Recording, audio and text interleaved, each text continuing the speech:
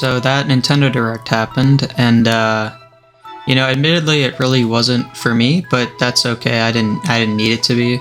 Year 1 for Switch 2 was shockingly great for me. I did not expect there to be so many great games that I loved so much. I mean, just between Donkey Kong, Mario Kart World, and Kirby Air Riders, like I'm set. I'm okay if I have to wait a little bit longer to get the games that I've really been waiting for.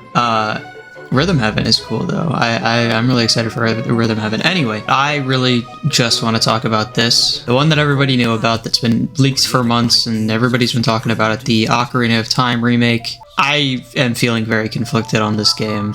Just the idea of remaking Ocarina of Time already is something that I'm not super on board with just because they've already done it in such a perfect way on the 3DS. And I really don't know how much more perfect that experience could be with Switch 2 hardware. I mean, it could be gorgeous. It could be really a refinement of everything that game did. And also just bringing it to the modern system that's currently on the market. Like that would be great. But this art style, it's a little rough. And I almost feel like the problem isn't so much with the art style as it is just with this one character design, and even more granular, this one character model, and even more granular than that, this one shot of this one model. Like, we haven't seen Link in motion truly in the context of gameplay or in story contexts or proper cutscenes. This is what I assume to be the opening cutscene of the game.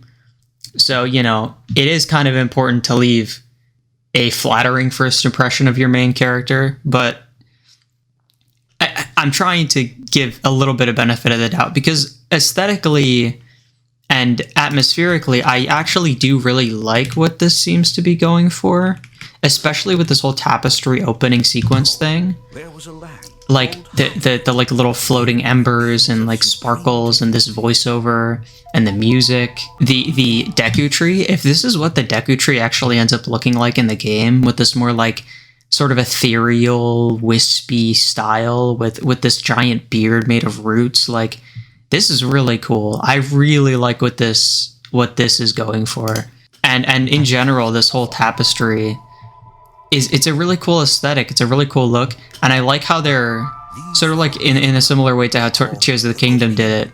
I like how it's sort of in-universe contextualizing the idea of like those murals that a lot of Zelda games open with, particularly like Wind Waker comes to mind. Like if the game has a vibe that matches this opening section, I think I'm gonna be pretty happy. But again, it's this is what makes it really hard to get excited. I mean, it looks like the comparison has been made. He looks like that one Superman panel. It looks like you took an adult Link head and put it on like not even a child's body, but like a stubby Hobbit body. It looks so off-putting. It looks so strange. And again, this could just be the angle or like the cinematography of this shot in particular, but it's just I'm having a really hard time getting behind the look of this design. I guess it looks a little bit better from this angle, but I mean, it's out of focus and half his face is off camera, so it's really hard to tell. What I will say is, even if the final game ends up looking really uncanny and strange, I do appreciate that it is going for something new stylistically.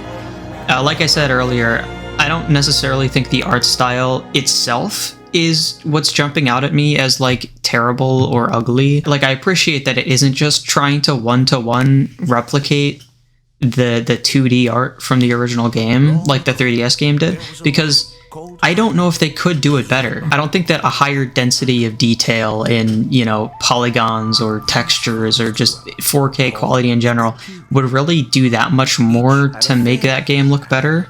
So I do like that they're kind of doing something completely new. I don't know how likely it is that this is actually what they're doing, but I've seen the comparison to this short film, the Terrible Fate short film by Ember Lab, which is also the studio that made the Kena games. If they actually outsourced it to that team, which again, I don't know how likely that is, I would be totally down for that, because I've always loved the way this short film looks. I think it's gorgeous. It's a really cool interpretation of the world of Ocarina of Time. Like this short film was a really good example of like something having a higher level of realism doesn't inherently mean that it's ugly or unappealing or like loses the charm of the original designs or artwork. I also can't help but compare it to the other obvious example, the other remake of a 3DS remake of a Nintendo 64 game, which in this case was already a remake of a different game, but blah, blah, blah, blah. I understand a lot of people's hesitation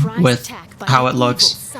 I was very off-put by the designs at first glance, but honestly, they've grown on me a lot.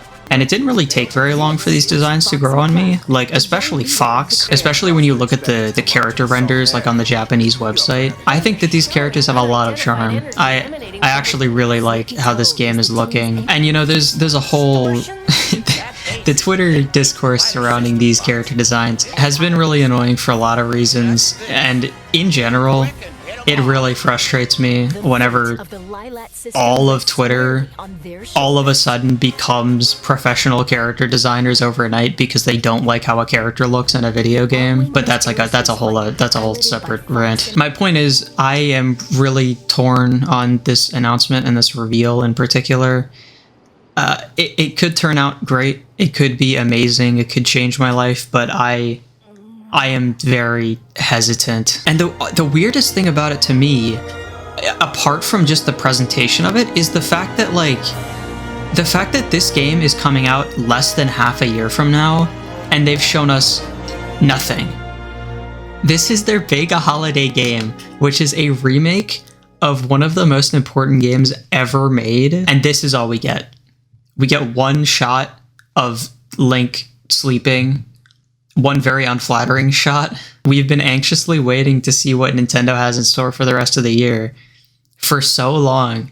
And now that they finally announced it, they're like, here's Unreal Engine-ass Link on a bed for 30 seconds. More information is coming in the future. We're not going to say when, but see ya. Like, I don't understand that decision. And I'm not like a market analyst. I don't know that this was objectively a poor decision from a marketing standpoint, but it's just really, from a fan perspective, it's just a very weird choice to make. I don't know. Anyway, the Ocarina of Time is a really cool game, and I really hope they don't mess this up. This could be awesome. I'll wait till it's out and I'll see how it is. Maybe I'll make a video about it. I don't know.